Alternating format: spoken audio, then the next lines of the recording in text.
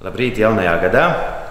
Svētkos, kā vienmēr, ir paēsts nedaudz vairāk, kā to vajadzētu, un ķermenis prasa, lai mēs viņu saliktu atpakaļ kārtībā, lai viņš mūs sajustu, lai mēs justu viņu.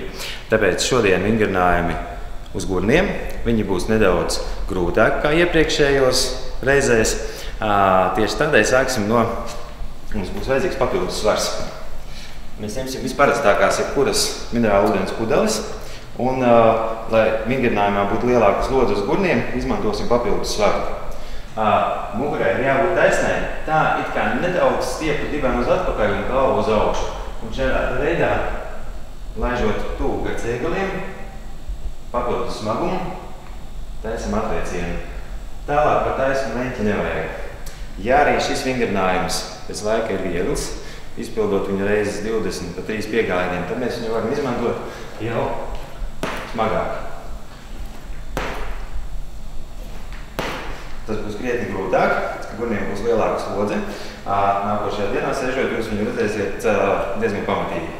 Nākošais vingrinājums. Lai atstrādātu gurniņus arī no apakšpuses, būtu kompakts, tā kā fokusrieksts.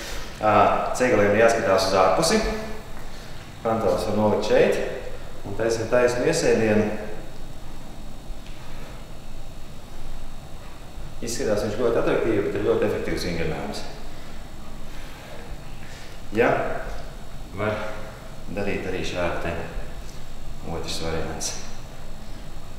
Tad, kad arī šis vingrinājums ir izpildīts un ir sajūta ne tikai gurnos, bet arī kājās, ir vajadzīgs vingrinājums, kas viņu vēl papildus padarītu smagāku.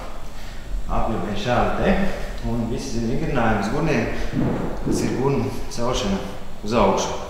Ļoti būtiski šajā vingrinājumā ir domāta nevis par muguru un presi, bet tieši par gurniem. It kā domājot, ka ar šiem muskuļiem mēs saspriedzinām. Un smagākais šī vingrinājuma variants ir tad, kad mēs visu to darām ar vienu kāju. Kājas pakāpeniski mainot, viena otru. Pēc šī vingrinājuma obligāti viņš arī tieši tā ērti sanāk. Vajag izstieties, lai viss šī daļa paliktu atbrīvota. Ja ir tā, ka pēc šī vingrinājuma jūs jūtiet ne tikai gurnus, bet arī ir nedaudz piedzimušās kājas, viņas obligāti vajag izstiet. Un to mēs varam darīt šādi te. Vispirms apsēsties šeit te jau. Stiepšanās vingrinājums notiek. Bet, ja jums ir laba lokanība, tad viņš ir vajadzīgs izpildīt ieti stiprāk.